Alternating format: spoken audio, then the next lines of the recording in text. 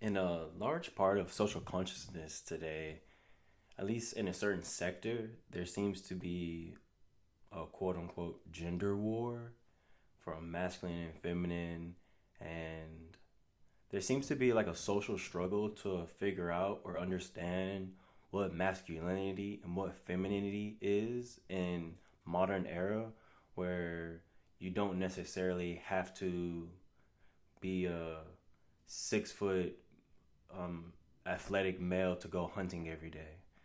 It, or women can't only have children and make the home good. Like, I guess the old concepts of gender roles are different now because a lot of Western society has evolved past um, limiting stereotypes. But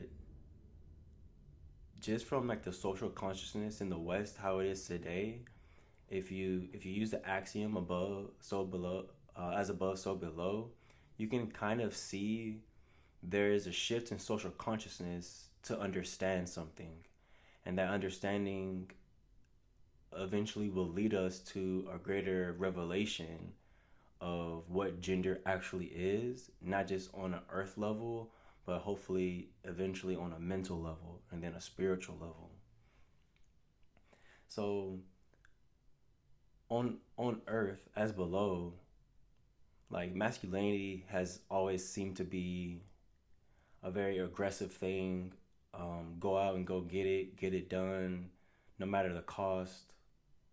This has to be the way it is. Very masculine, very, very abrupt, aggressive, abrasive, very to its core hard, right? And it makes sense because up until recently, humans have had to be hard in order to survive because living conditions weren't as easy as they are in the 21st century. It just wasn't like that. So it makes sense why the masculinity of men evolved into that way. And on the flip side, femininity, there's a misconception where femininity is was only childbearing and taking care of the home. Like women farmed a lot of the times if they could farm, and they gathered. So it was still physical, but it wasn't going away for months at a time to go on a hunt to bring something back. It wasn't as physical as that, but it was still physical in the own way because you're farming and you still have to take care of the kids and you still have to make sure your household's in order.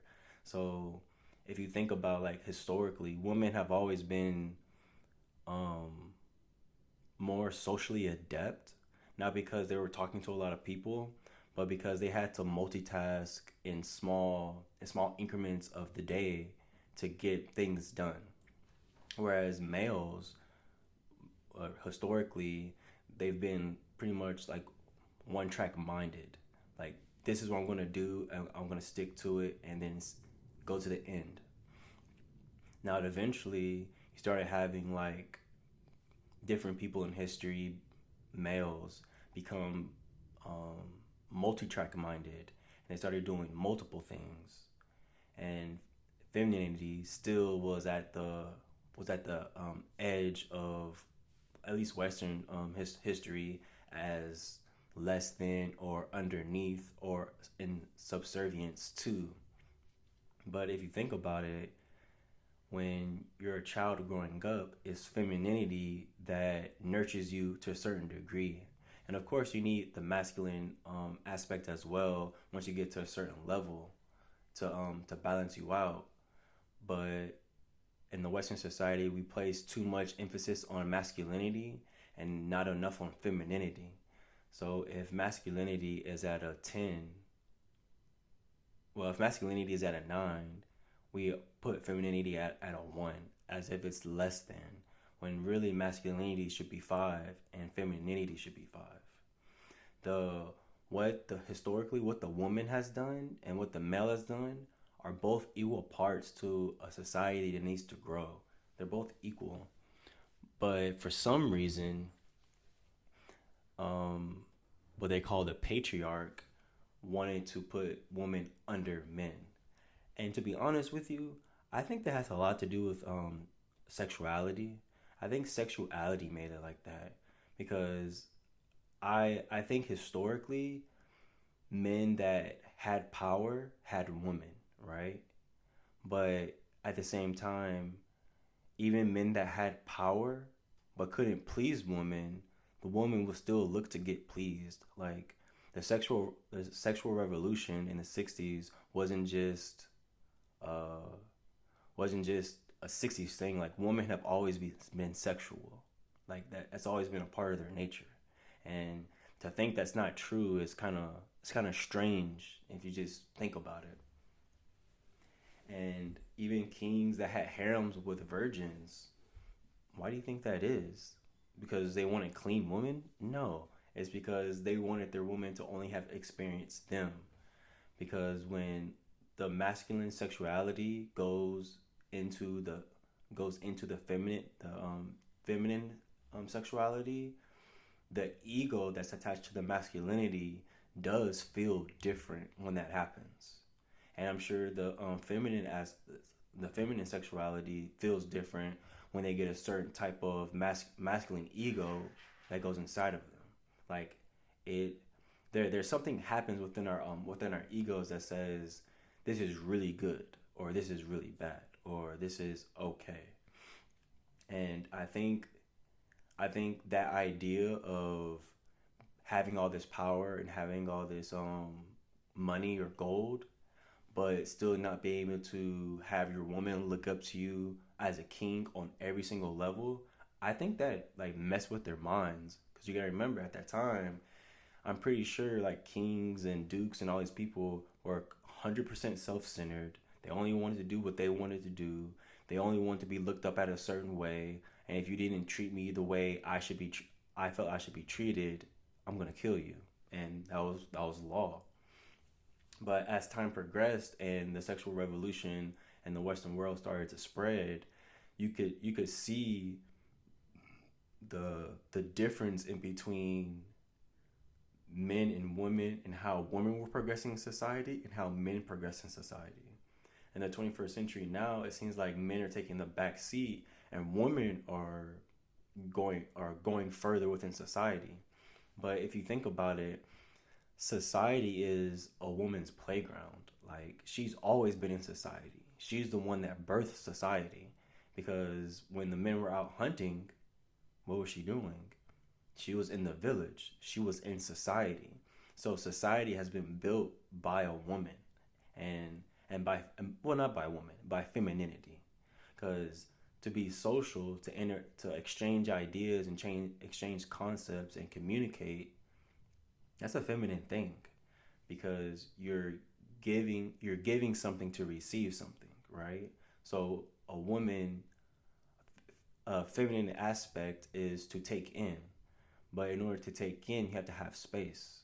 So in communication, when you're giving my idea or your idea to another person, the act of you communicating from my thoughts to your ears is a masculine act.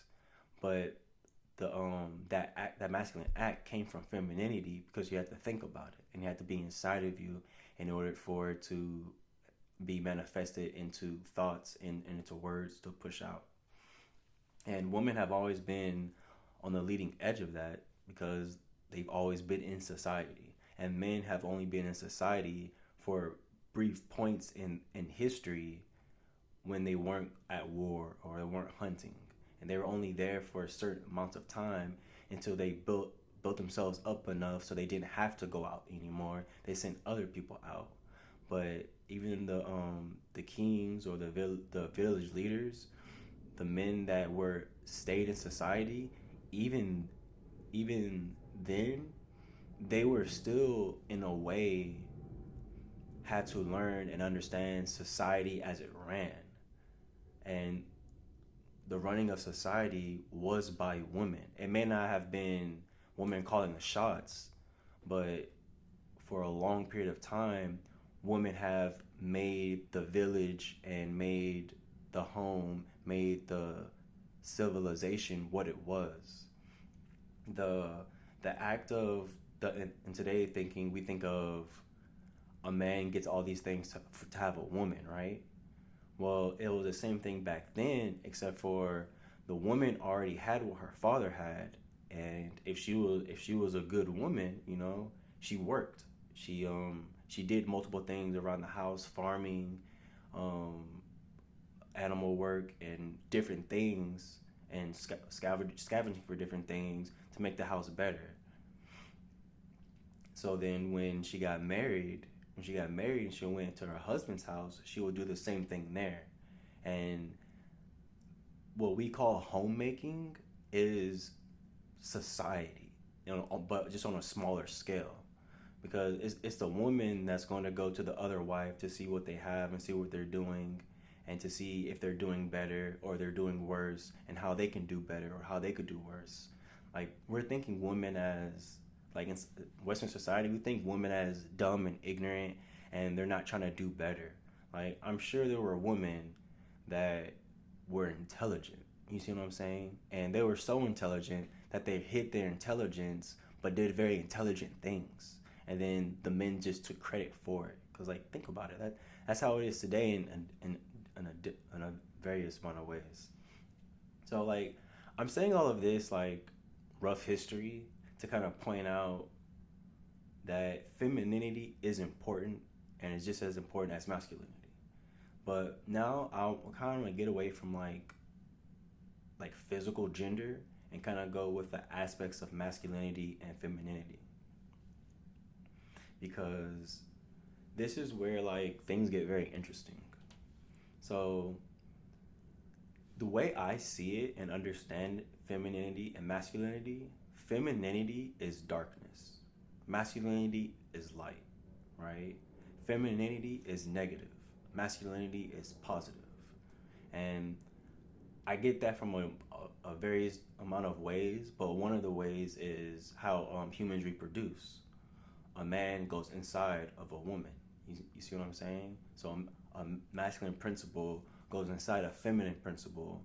The masculine principle forces masculine energy into the feminine principle. The masculine energy within the feminine principle then incubates within the feminine principle, and then from the feminine principle it gets nurtured, and then it births out, and it has a birthing process, and that birthing process is masculine, because you're pushing out. And the reason why I'm saying it like that is because in 21st century there's a gender crisis. And at first it started with, like, gender wars of man and female, masculinity and femininity, but then it started getting into other communities, like LGBTQ plus communities, where there started to be or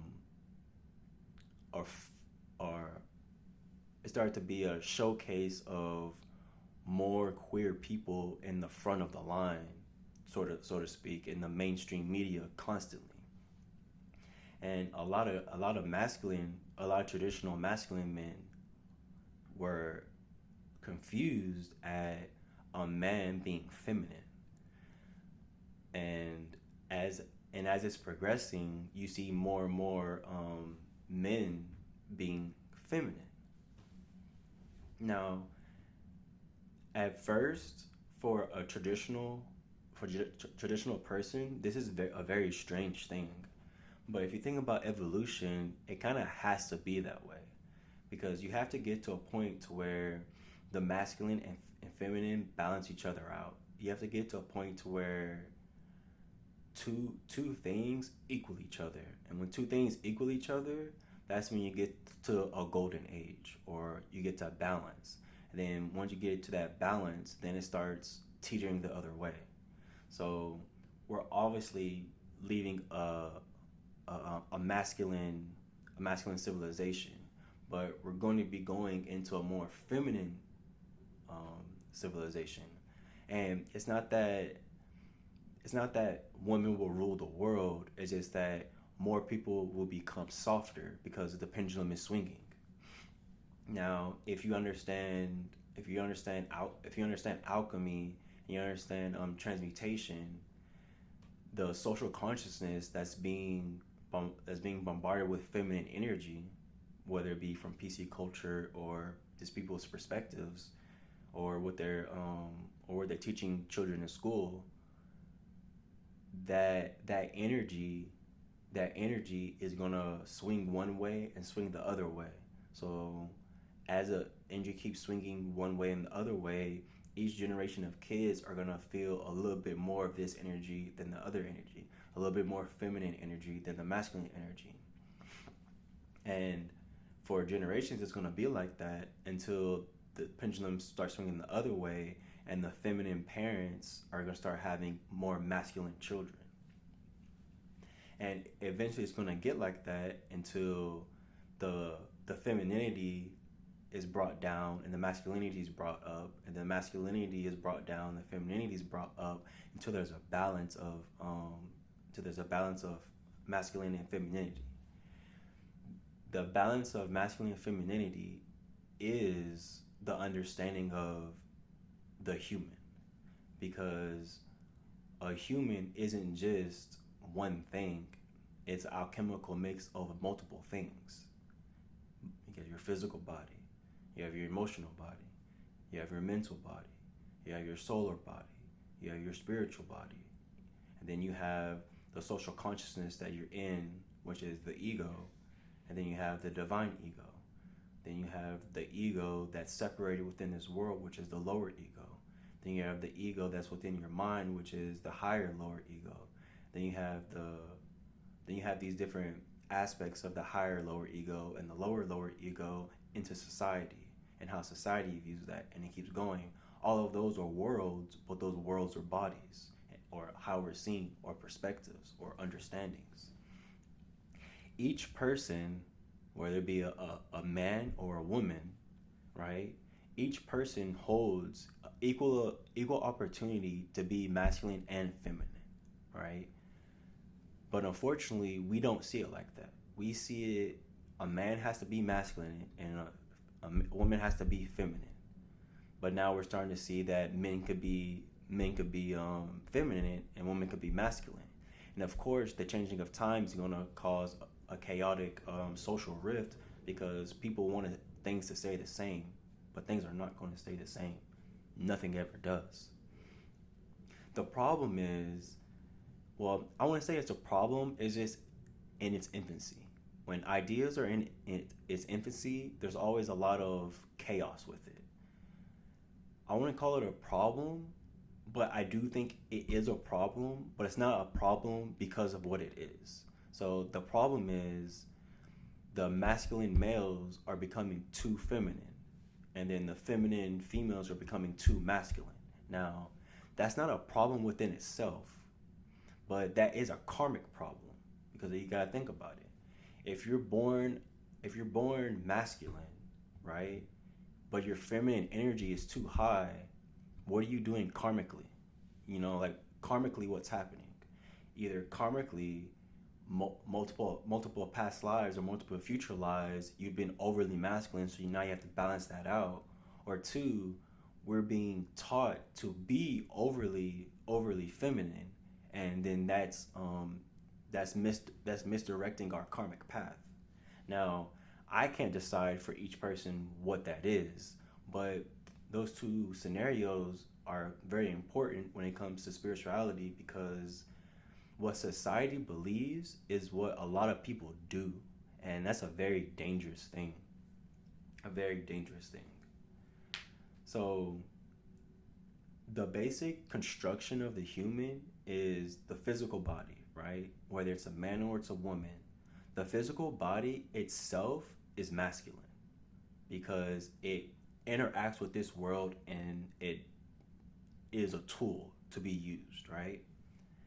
Now, the components that make up the human internally, not the organs or anything, but the actual spiritual composition, that is a feminine thing. So the spirit of man, and so to speak, is a feminine thing, because it is inside of you. But when you talk about spirit, it's also masculine, but I'm gonna build up to there. So when we go into the emotional body, The emotional body is within the human. It's within the human frequency. So it being within the human frequency, it is a feminine thing because it's going into the human frequency. The human frequency being the human body, which is a masculine thing. Now, that tool has bodies within it that are feminine, like the emotional and mental body. Now, it's hard to understand the emotional body if you haven't really sat down with yourself to like really like watch yourself and like observe yourself. So I'm gonna go to the mental body because it's easier to understand. Because you can close your eyes and see the darkness and imagine that as your mind. If you haven't really went into the frequencies of your mind. Now, when you close your eyes and you see the darkness, right? That darkness, for all intents and purposes, is your mind. It's an open space. It's an open frequency. That open frequency is endless, and you put things into it. So you put things into it. So your act of putting something into it is a masculine act. But what it's putting into, the space it's putting into, the mind is a feminine thing. So when you have ideas and concepts and thoughts, it's something feminine that brings forth the germination of those thoughts. When those thoughts emerge as thoughts that's in your conscious mind, it's a act of birthing, which is a masculine act. But that birthing within that's the masculine act. The birthing of the idea or concept grows into your mind, which is another feminine act. So then when you enact that concept or thought onto the world, now it's a masculine act. The masculine and feminine push each other. One holds and nurtures while the other pushes out and gives forth or brings forth. So with the concept of the mind, the human body itself is masculine, but the emotional body and the mental body and the spiritual body are feminine because they hold something. They hold the space. Now, what's in that space, now we're talking about the thoughts and concepts. The thoughts and concepts and how they come about in the masculine and feminine process is what I just described. The thought itself is a masculine thing because the thoughts itself is a feminine thing. Like the ideas and concepts, how they come about is a masculine process and a feminine process. So the mind is feminine, and inside the mind, the actual concept or actual thought is masculine.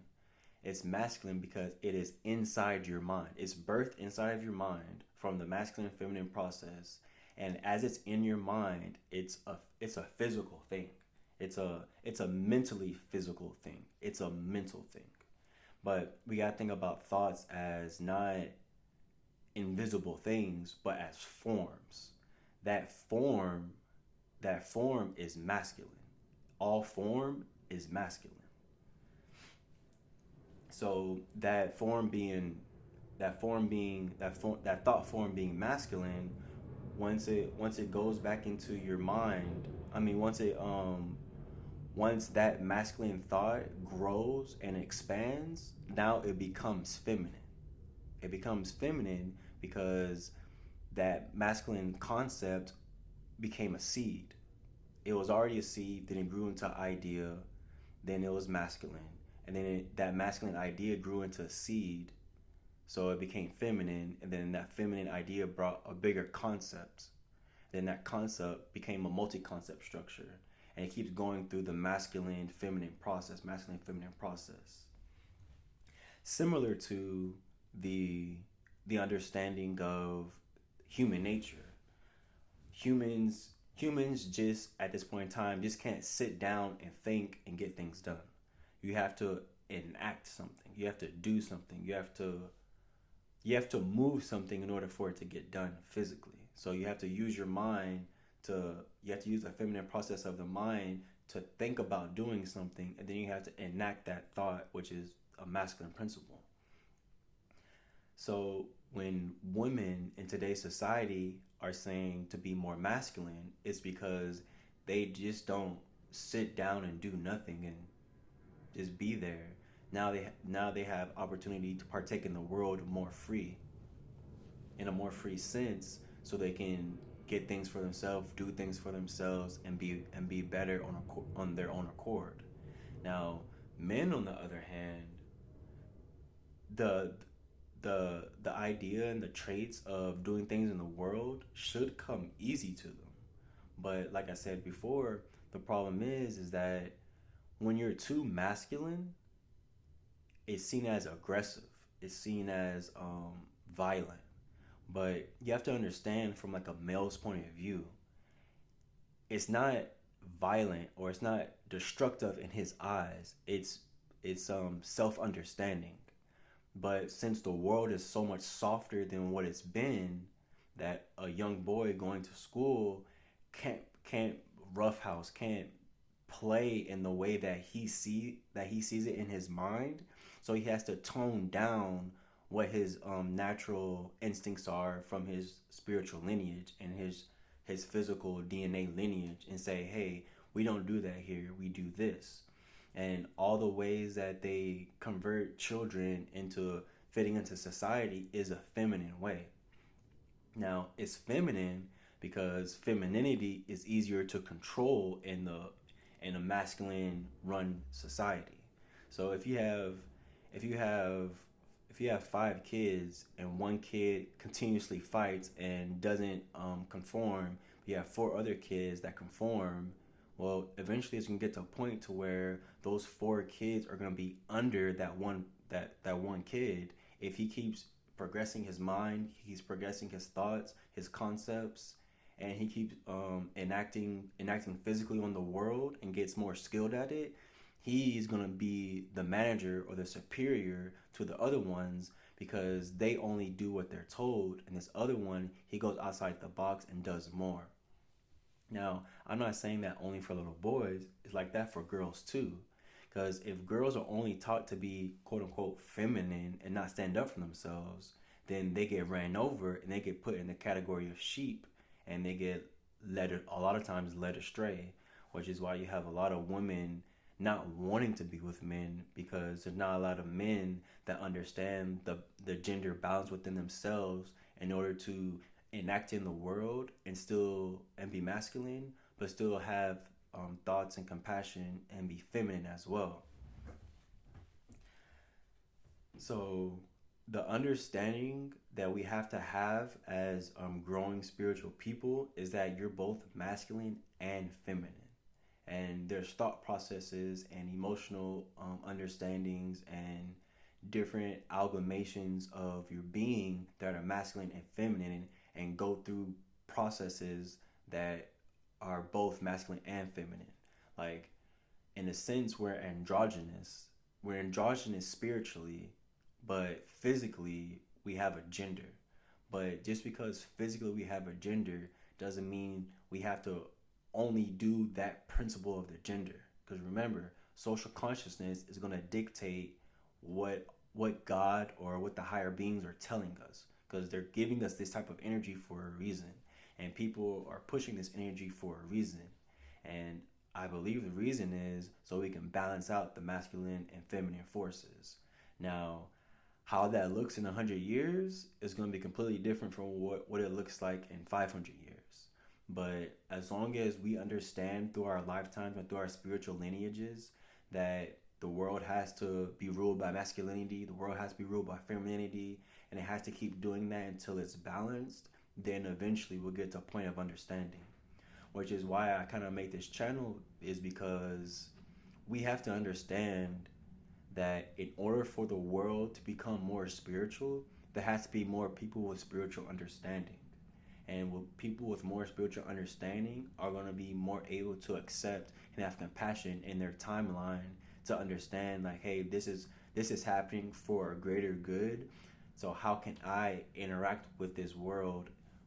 How can I interact with this world by, one, not creating karma for myself, and not get sucked into karmic ties of society, and start making my own karmic structure. So I could map out my karma and see exactly where I'm at and what I'm doing. And then once we're able to do that, we'll have a good balance of masculine and feminine energy to navigate that those waters, and eventually we'll get good enough, and there'll be enough literature for us to teach others how to navigate the masculine and feminine principles within ourselves and in society.